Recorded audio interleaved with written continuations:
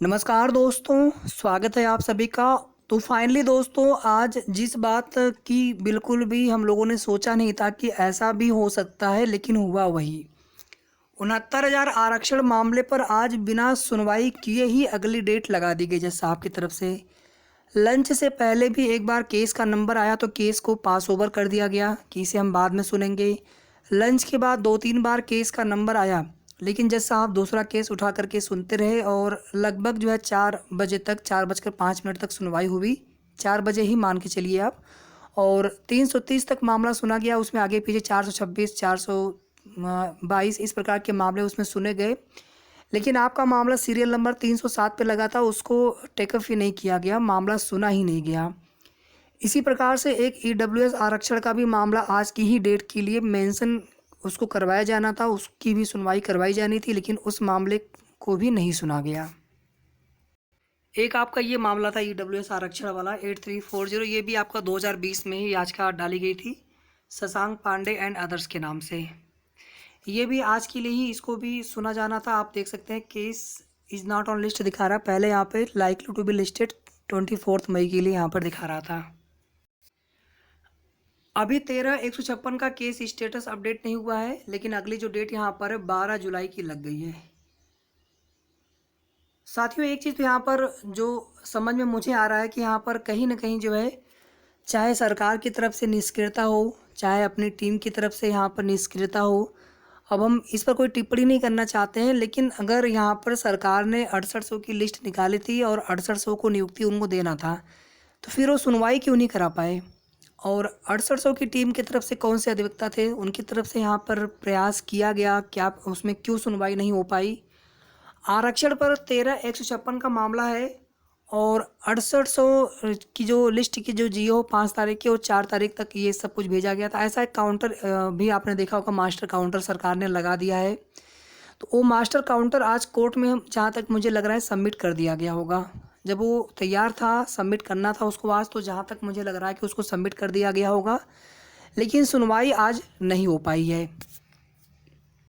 अब देखिए दोस्तों, यहाँ पर सोशल मीडिया पर क्या चल रहा है। एक तरफ ये है कि ईडब्ल्यूएस आरक्षण का मामला 8340 वाला 2 साल से ये मामला भी पेंडिंग है और इसमें भी सरकार विचार कर सकती है।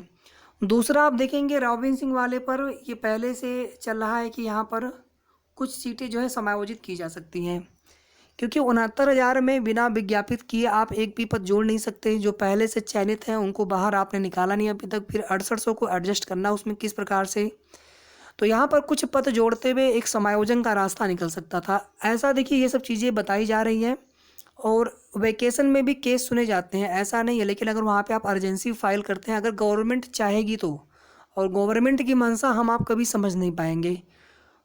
ठीक है, तो वीडियो को आप सभी पूरा देखा करिए, क्योंकि जो भी चीज़ें होती हैं आपके लिए बहुत काम की होती हैं। और आप कहीं पर भी किसी के भी आप प्लेटफॉर्म पर जाएंगे सुनने, तो वो हमेशा वहाँ पे हमेशा आपको एक ही पक्ष देखने सुनने को मिलता है। लेकिन यहाँ पर जितने भी पक्ष होते हैं, मैं आपको सभी के बारे में एक साथ बताने का प्रयास करता हूँ।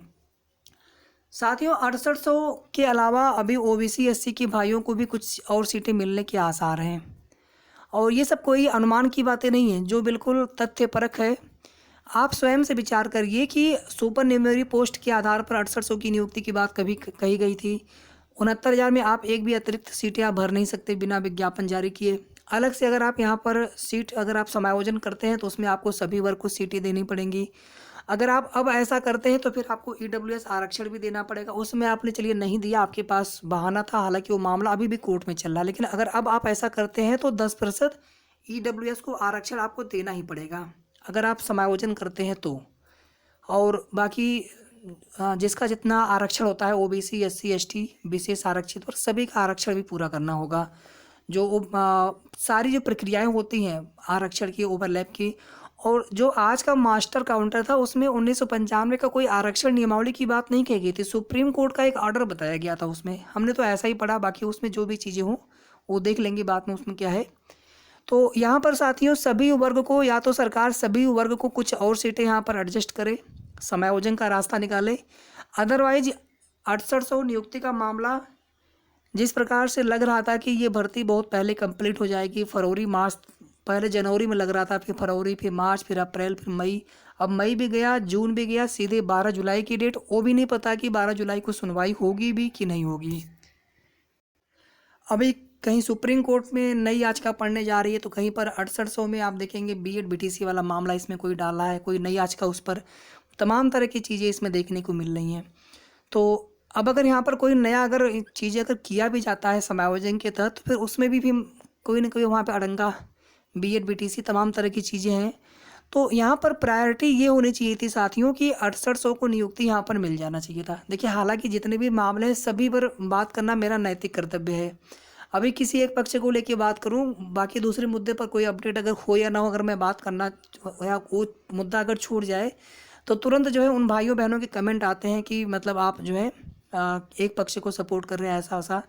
हमारे लिए आप सभी के मुद्दे महत्वपूर्ण है साथियों, और हमारी तो ये कोशिश होती है कि कितना ज़्यादा आपका मामला हाईलाइट अगर हो सके अगर हमारे चैनल के माध्यम से, तो हमारा वीडियो बनाने का उद्देश्य सफल होता है। और आप लोग भी बड़ी उम्मीद से देखते होंगे कि शायद जो है कुछ हम लोगों के लिए अच्छी खबर मिले, लेकिन हर दिन वही चीज़ें होती हैं, कोर्ट अपडेट, कोर्ट मैटर, ऐसा हो सकता है, वैसा हो सकता है, लेकिन आज तक हुआ कुछ नहीं।